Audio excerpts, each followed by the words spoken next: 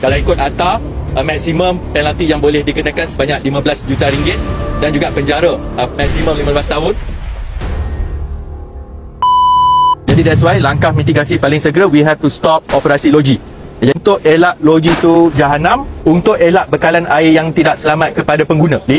Jadi semua jabatan pun dah buka kertas siasatan ATA masing-masing. Kalau di bawah SPAN, kita ada Seksyen 121 yang kita baru pindah. Betul alam sekitar pun saya percaya ada yang di bawah ATA alam sekitar.